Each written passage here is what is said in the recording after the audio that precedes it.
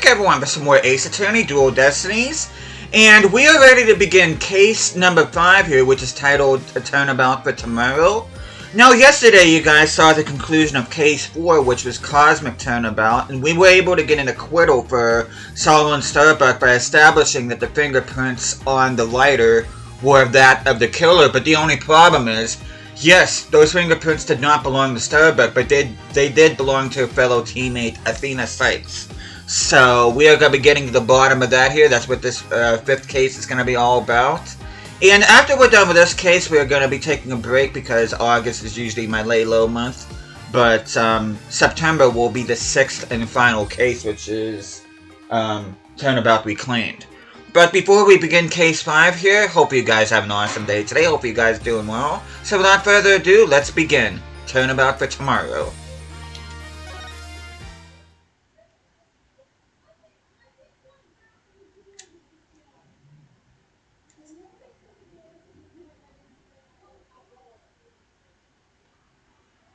Like I said, this is episode 5. No one can escape their past.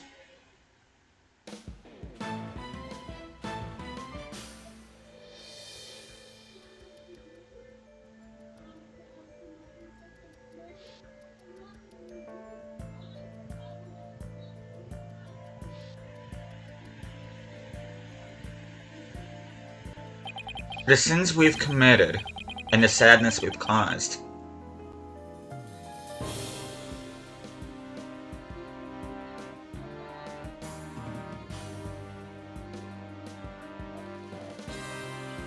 These would make great thumbnails, but I'm afraid if I have these as a thumbnail, then YouTube will flag it, so I'm gonna have to think of something else. No matter how far we run, our past remains, as ever-present as the moon in the sky. So true.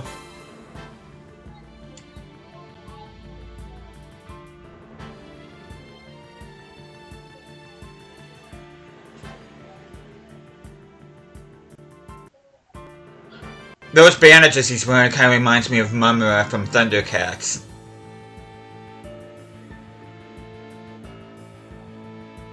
And also in the last case we found out that Apollo is taking a leave of absence. It looms in wait for the day when we are forced to face it.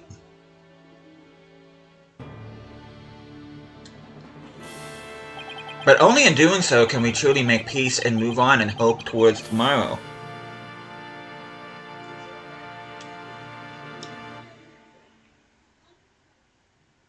That was deep. December 20th, 1:23 p.m. Rate Anything Agency. Less than a week before Christmas. They took Athena from the courtroom straight to the station. She's probably being questioned at this very moment.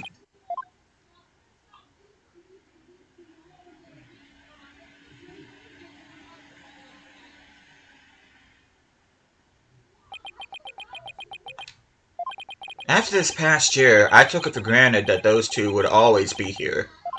But now Apollo has gone off on his own to seek his own truth, and my pursuit of the truth only ended up with Athena becoming the new suspect. Some boss I turned out to be. It's even quieter in here than usual. Yeah, seems so empty too. Just don't get it, Daddy. All the reasoning during the trial seemed perfectly solid. Yeah, and I still believe it was. At least based on what we know. But now Athena is the one who's being accused.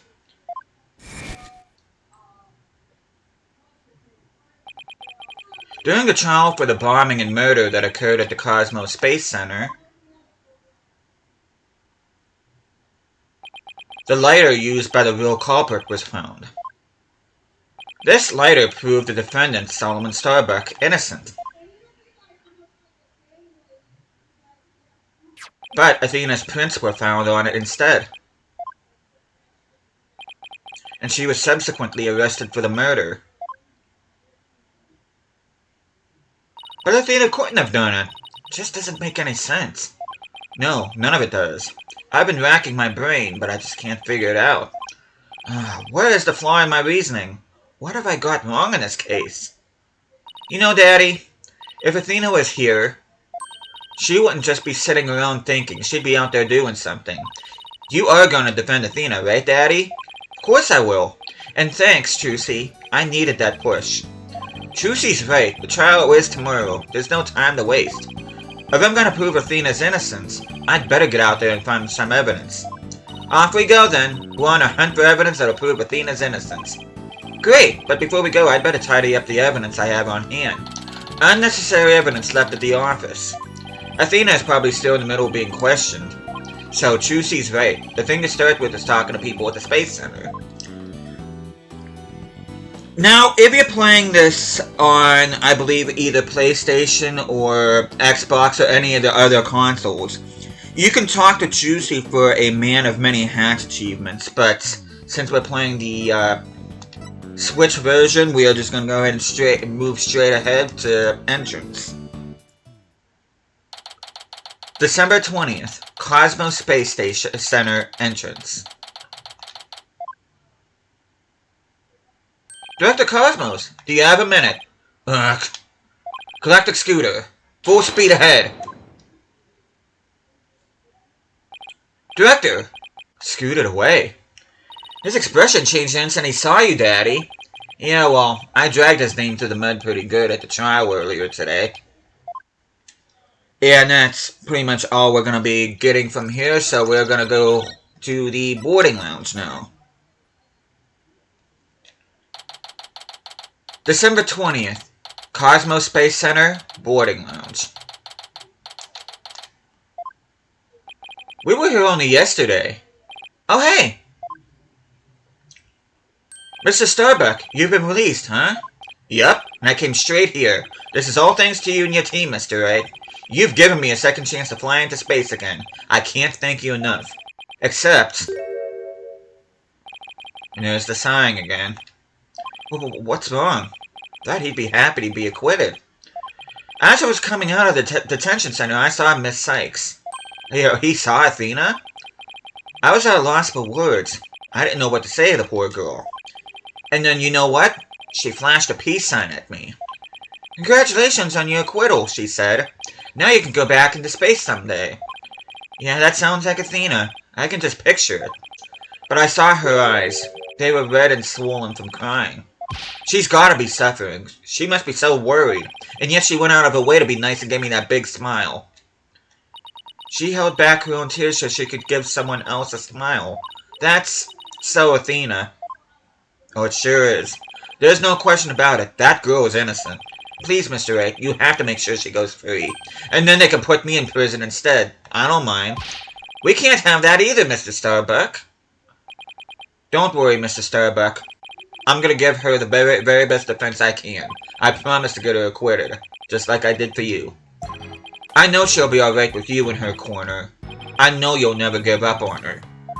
Apollo has a fine boss to look up to. Oh, that's actually kinda awesome. I still can't believe Launchpad 1 was switched with the Space Museum. What could have made Director Cosmos do such a thing? I haven't the foggiest idea. So, there never was gonna be a launch that day. Not from the very beginning. I wonder if Clay knew. I imagine he must have. Surely he would have noticed when you went to board the rocket. It's pathetic to think I was the only one who got taken in. But I guess that's about how it goes, when you're worth less than space debris. Is he gonna be alright, Daddy? His expression looks as dark as a black hole. Well, that's just how he is. Mr. Starbuck, do you remember anything about the murderer? Not really. I only saw a shadowy figure in the dark after all. Yeah, I guess that was a little too much to hope for. Hey, I heard something from the police, though. They said they never did find a 10 caliber gun down that trash chute. Just as I thought. The culprit must have carried it away with them when they escaped. So, was the person you saw holding a gun, Mr. Starbuck? I don't know why I paused there. Couldn't really tell. But it wasn't Athena, right? Could you tell if that person was male or female, tall or short? I can't even tell you that much. Man, I'm useless. When the culprit opened the door and some light came in, I should have been able to see. The door. Ah, yes. As I recall, they opened this door here as they made their escape. The door to Launchpad 1, right? Yeah, except right now, the door leads to the Space Museum. You mean the Launchpad and the Space Museum are switched right now? Yeah, they're trying to investigate the theory you came up with in court. So they're recreating the conditions, huh? I'd like to see what's behind that door now. Mr. Starbuck, could you open this door for us? Sure, just let me have my print scanned here.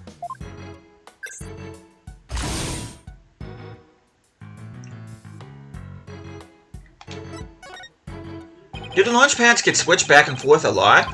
Well, back when the Space Museum was Launchpad 2, they used to switch pads around at times. But these days, Launchpad 2 is only used as a tourist attraction, right? Right, because quite frankly, Space Center needs the money. I hear you. Times sure are tough. Daddy, let's go check out what's beyond that door. Sure, let's go. Hey, why don't I come along? I can show you around.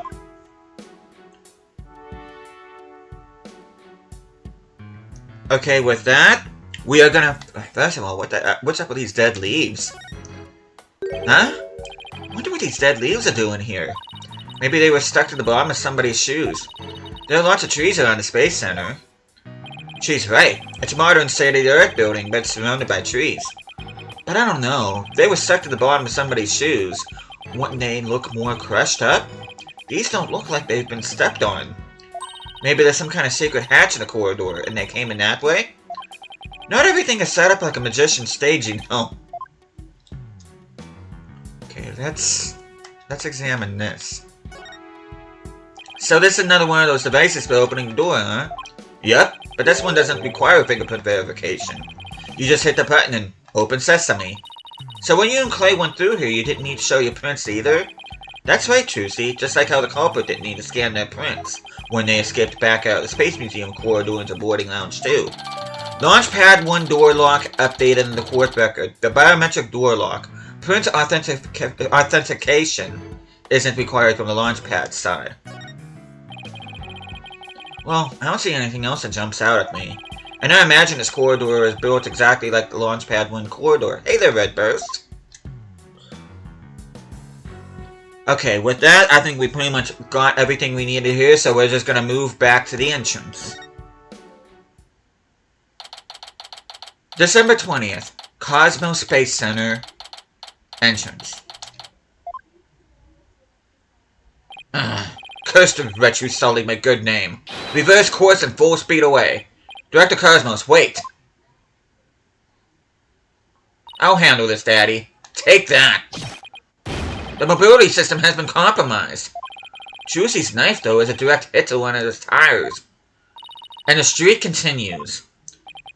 Maybe I should have kept a closer watch on what tricks she's been practicing. Dang. My dear old battleship, we fought many a skirmish together. It's been an honor. Daddy's gonna blow that thing up. Nah, I bet all that button will do is make it go haywire again. Very well. I surrender. As a prisoner of war, I accept to be treated honorably. Let's talk about switching the launch pads, shall we? Director Cosmos, when you were talking in court about switching the launch pads, you used your right to remain silent about the reason as to why. I'd like Director Cosmos to tell us why he switched the two launch pads to begin with. Please, I can't. I exercise my right to remain silent. But I will say my hands were tied. I was only doing what I could to keep my men from getting caught in that blast.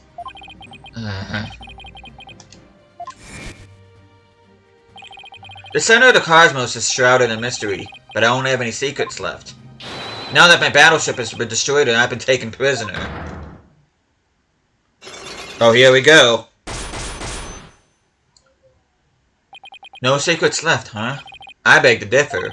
Looks like I'll have to undo a psych locks if I want to get to the bottom of this. And with that, we are going to go ahead and present the Magatama. Take that!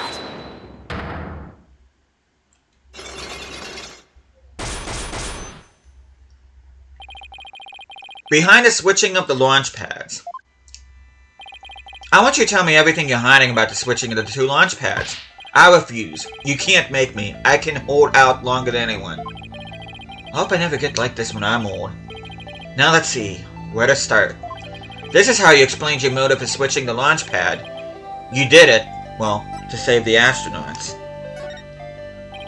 Thanks to you switching the launch pads, the astronauts escaped injury from the blast. Instead, they safely boarded the museum's rocket far away from the actual explosion. My astronauts were willing to go out on an authentic adventure in space. How do you propose I had them board a fake rocket without them noticing? Well, I agree you couldn't have done it without help. For one, they would have figured out the instant they stepped into the space museum. You figured you could fool Mr. Starbuck once he'd been drugged with his medication, but without the help of this person, it would have been impossible to pull your plan off. Well, it would have been the only other person there would have been Clay. Take that! You must have gotten Mr. Turner to help you. He stole the tranquilizers from his mentor's locker and slipped them to him. And then, with Mr. Starbuck in a daze, they boarded the replica rocket in the museum. Someone, please help this poor prisoner of war. How is he able to spin around like that? And that's one down. If you really wanted to save the astronauts' lives, shouldn't you have just called off the launch? If I could have done that, do you think I would have gone to all that trouble? Guess he must have had a compelling reason why I couldn't call it off. But how did you know to switch the pads in advance of the bombing incident? Well, that's because... I was warned in advance. Once I received that warning, it was my duty to ensure my astronaut's safety. But it was just a warning. It could have even been a prank. Why did you believe in it so completely? But because I went to one of those mediums that everyone's talking about these days. Oh? I didn't realize channeling was back in vogue. Besides, I thought it was you yourself that got the warning via telephone. Yes, that's right. The bomber contacted me personally. My battleship is equipped with a special advanced communication system, you see, aka regular old telephone. It's been a while. Planning another launch? I see you haven't learned. I'll never forget the terror I felt when I received that call. The bomber said it's been a while? And that was enough to make you take the threat seriously? Perhaps Director Cosmos took the threat so seriously because the Space Center had been involved in a bombing once before? Maybe. The culprit in the current case is the same person who was involved in this incident. Well, that incident was the Hat 1 miracle. The Hat 1 miracle, that epic story of survival. People across the nation know it now as a heroic tale of bravery, but in truth, it was an act of sabotage perpetrated by a current killer, wasn't it? Very few know about the previous plot, so when the caller said it's been a while, you knew beyond a shadow of a doubt that the danger was real, and it wasn't a prank. Didn't anyone ever tell you go easy on the next serviceman? That's 2 down. Yes, the Hat 1 miracle was really a desperate battle against an act of sabotage. I even lost the life of one of my staff members in the fight. Sabotage, murder. So this is the ugly truth behind the Hat 1 miracle. I let my guard down. I thought the saboteur had been caught, and that the case was closed. Huh? Wait a minute. The murder at the Space Center 7 years ago. This must be the person Director Cosmos thought was the culprit. Well, happens to be the guy that's currently serving jump time, but is also prosecuting. Take that! Simon Blackwell, the murder suspect in the case that happened here 7 years ago. The place and time of the 2 incidents, the murder and the sabotage, were the same. So you thought that he committed both crimes. But while Prosecutor Blackwell was behind bars, you got another threatening call. If the culprit this time is the same as 7 years ago, then it isn't Simon Blackwell. Realizing that, you were shaken. It meant the true culprit's been running free all this time. How do you keep seeing straight through me? Unlock successful. Okay, now let's get talking here. The reason why Director Cosmos won't talk about why he switched the launch pads is connected to the truth behind the Hat 1 miracle. The sabotage and murder that happened at the Space Center 7 years ago. Director Cosmos, tell us what you're hiding. If you really want to understand the reason I decided to switch the launch pads, we'll have to start with the story of that horrible nightmare from 7 years ago. 7 years ago, You mean the so-called Hat 1 miracle?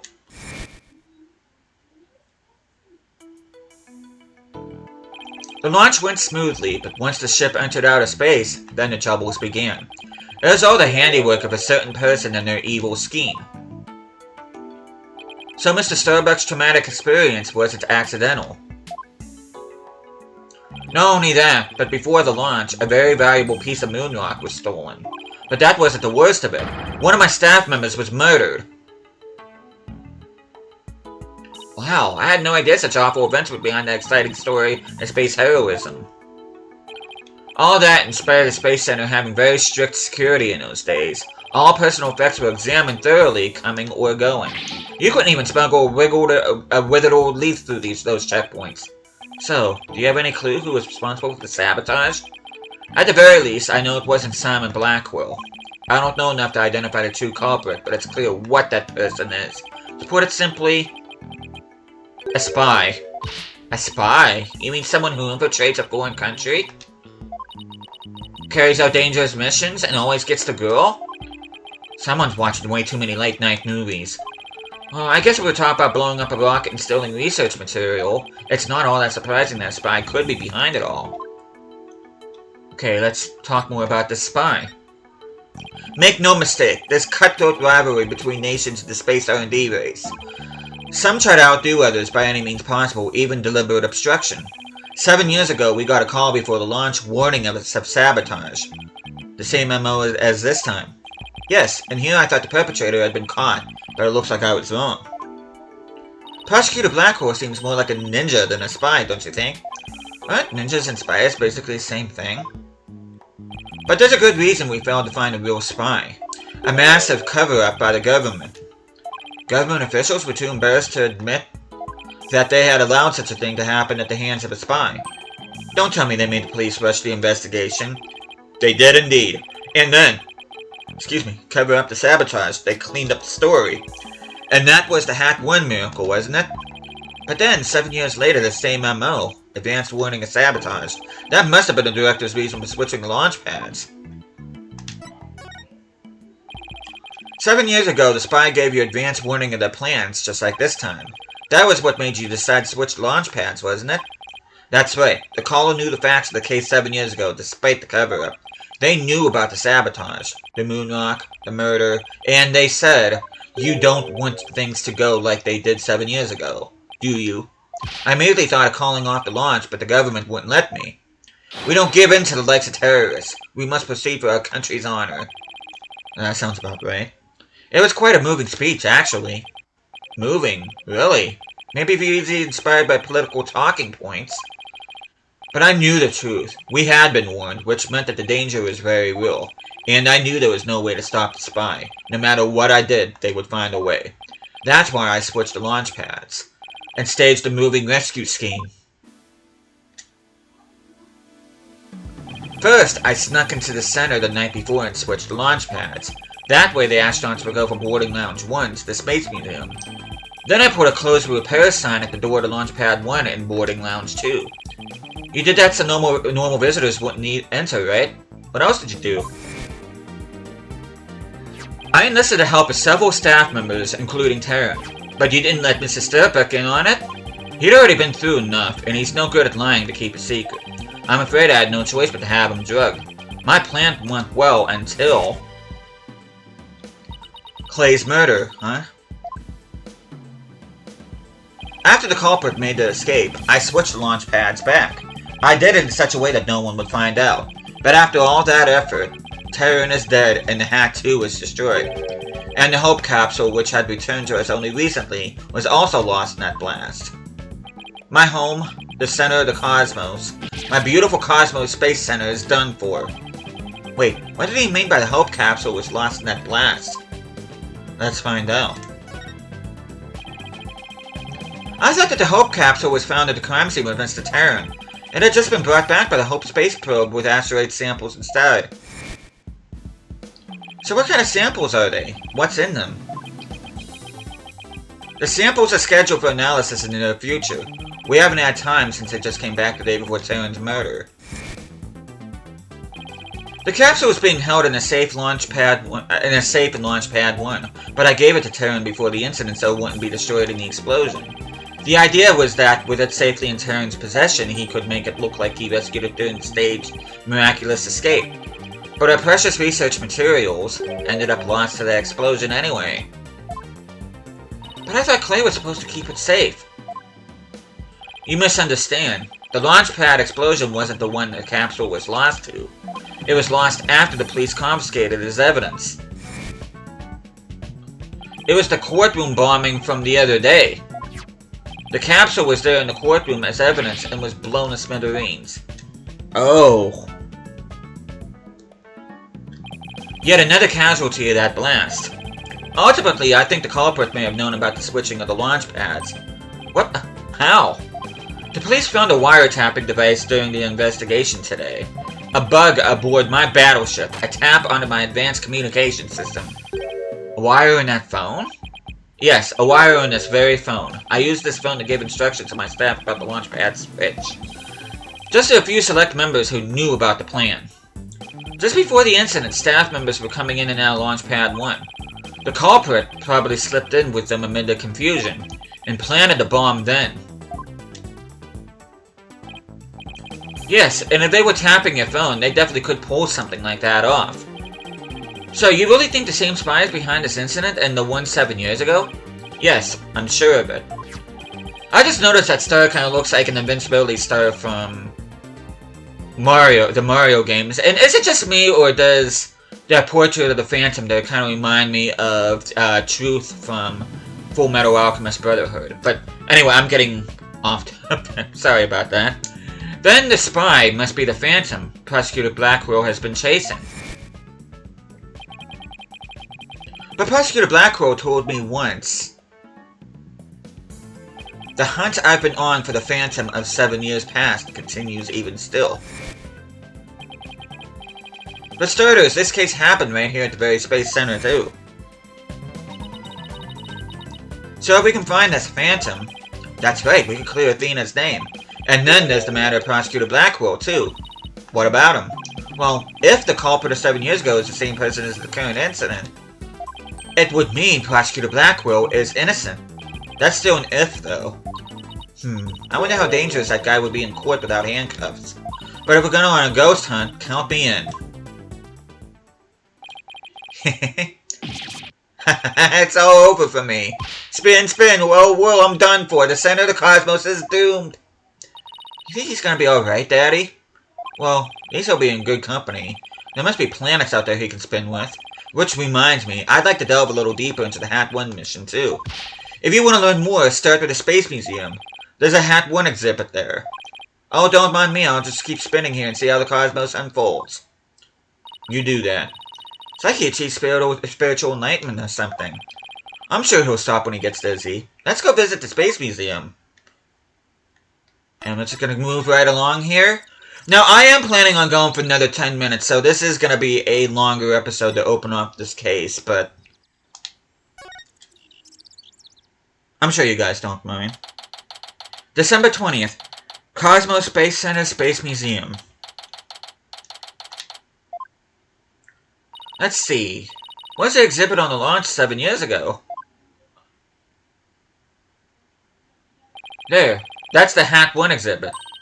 Oh, wow. Look at that photo of the team. There's Clay, and Mr. Starbuck, Director Cosmos, Aura Blackwell, and even Ponko. But I've never seen a woman on the right before. Everybody looks so happy. Well, except for Director Cosmos. Let's check out the newspaper article, too. Hat 1 launch imminent. And there's a photo of the Hope space probe. Guess it's only natural it doesn't talk about the murder or the sabotage. They really were keeping a secret just like the director said. Daddy, take a look at that jacket. Must be the Hat 1 team's uniform jacket. It's the same design as the one Apollo was wearing, the one that belonged to Clay. Actual jacket worn by a Hat 1 team member, it says. Not a replica, huh? Wonder if it was Mr. Starbucks. Hat 1 exhibit added the court record, a newspaper clipping, a photo of the people involved with the launch, and a jacket one of them wore. Hello? Oh, hey, Junie. Oh, Miss Woods, what brings you here? I heard Athena got arrested, so I've been looking for you, Mr. Wright. I thought you might be here, at the scene. You must be so worried, but rest assured I'm gonna do my very best to defend her. Athena's going through such a hard time. I hope she doesn't lose heart. Even just coming back to this place must have been really difficult for her. Huh? You mean the Cosmos Space Center? What? You didn't know? She used to live here when she was a little girl. She did? No, I didn't know. No wonder she knew so much. Miss Woods, could you tell me more in detail? Yeah, I'm very curious now. Athena's mom worked here. If I remember right, she was a doctor of psychology or something like that. But why was a psychology specialist working at a space research facility? I don't really know, but I do know that she lived and worked here, so Athena lived here too. So it was far from Athena's first time here. I wonder why she didn't mention it. She probably didn't want to talk about it. This place is connected to a very sad memory for her. Sad memory? Can you tell me about it? There was a terrible incident here. It was 7 years ago. Same time frame as the Hat 1 launch. Athena's mom, in a robotics lab. She was... murdered. What? After it happened, Athena stopped coming to school. Poor Athena. And all this time, she never let on at all. I was so worried about her. I came here so many times, hoping to see her.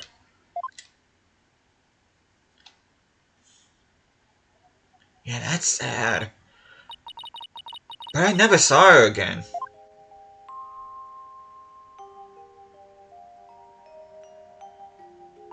After a while, we started exchanging letters. But I didn't get to see her face to face for 7 long years. And so the first time you'd seen her in 7 years was during Professor Quartz's case? That's right, and I was so surprised. She was like a completely different person, so cheerful and happy.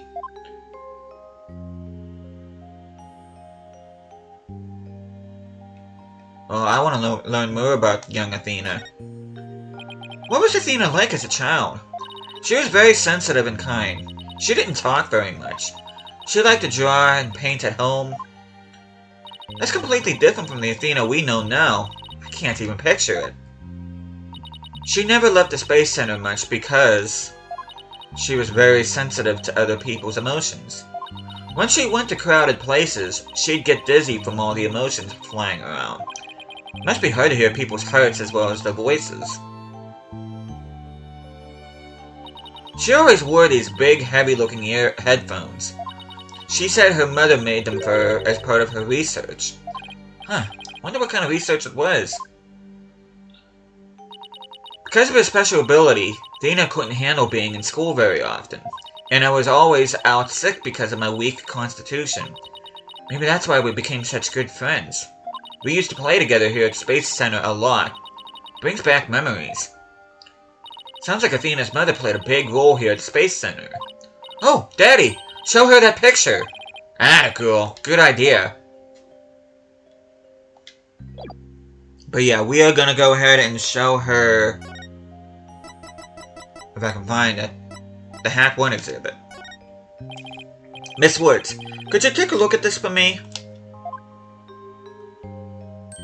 Oh look! There's Athena's mom! The woman on the far right, the one in the kimono. That's Dr. Meta Sykes. Athena's mother's murder. Did it by any chance have any connection to the Hat 1 launch? Don't ask me why I said it like that, I have no idea. What? Why, yes, it did. As I recall, it happened on the day before the launch. Just as I suspected. But that wasn't the worst of it. One of my staff members was murdered. So this is the murder Director Cosmos was talking about. Does that mean that the crime Prosecutor Blackwell was convicted of is the murder of Athena's mother? There's a chance her death is somehow connected to the current case. That there is? Thank you for all your help, Miss Woods, and please, try not to worry. I won't let anything happen to Athena. Thank you, Mr. A. I know you'll take good care of her. So we need to investigate the robotics lab and also talk to Athena. We've got our plates full, Daddy. I hope we can fit it all before the day's through. The detention center first, then. We have to see Athena before visiting hours are over.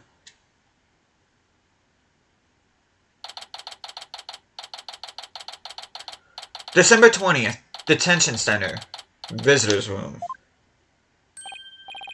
Well, if it isn't Mr. Lawyer, fancy meeting you here.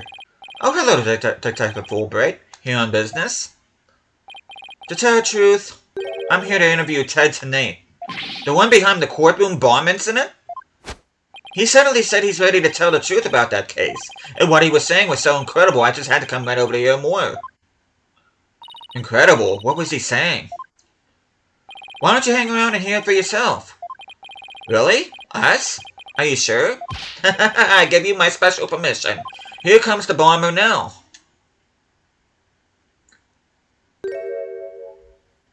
You, what nerve you have to come here? You're here to laugh at me, I suppose. Like I'd waste my breath on you. After all, you're the one who assaulted Apollo and put him in a hospital. Violence? No. Question? Okay. No violence? Too bad Apollo didn't get a chance to say that before you attacked him. Fine, then just answer me this, Mr. Tenay. What is this truth of yours about the courtroom you blew up? No, I didn't do it. I didn't blow up the courtroom. When I killed Detective Arm, there was another person in the room. What are you talking about? Who else could have been there? I saw it, I tell you. I saw someone's hand as they were stealing the remote switch. This person was there and witnessed the murder I committed. What? I don't know who it was, but that's who blew up the courtroom. You expect us to buy that? Easy there, Trucy. I don't see any side clocks, so I guess he must not be lying. Pardon me, I got a little carried away, but I'm telling you the truth, I did not detonate that bomb. And there you have it. We can't exactly ignore his claims, of course, so we're doing a follow-up. We're even analyzing the bomb itself, or what's left of it. We haven't found any new facts yet, though. Wow, they laid it all out piece by piece. Oh, look at all those beautiful little pieces. I wish I could have them. Uh-oh, looks like his geek switch has been activated. Phony Fanny bomb added to court record. It was found in boarding lounge 1 and detonated in courtroom number 4. Fragments are being analyzed. Well, I hope you're ready for Prosecutor Blackhole's special brand of questioning. Anything but that. I'm afraid I have to be off now. I was just about to question Miss Sykes. You're gonna see Athena now? That's right. Oh, did you folks come to see her? Sorry for the trouble, but could you come back later? Well, excuse me. Off I go. What bad timing. Looks like we'll have to wait until after her questioning is over to see her. And after we came all this way, too. Well, I guess it's back to the Space Center. Let's go check out the Let's go check out the robotics lab. Yeah. Wow, I'm just about ready to end this episode anyway, which is good because my Englishing is not good at the moment. Alright, sounds like a plan. And with that, we are going to stop here. But the next time I see you guys, we are going to be continuing our investigation. We are going to be going back to the space lab. And hopefully we'll be able to hear from Athena. Wow, I'm spacing out. Hopefully we'll be able to speak with her in the next episode as well. But we're going to find out what we can, and I just hope we're going to end up finding enough to get an acquittal for her, because this whole case is just going pear-shaped real quick. But with that, thank you guys so much for watching this. Hope you guys are enjoying the series so far. I'll be seeing you guys again next time.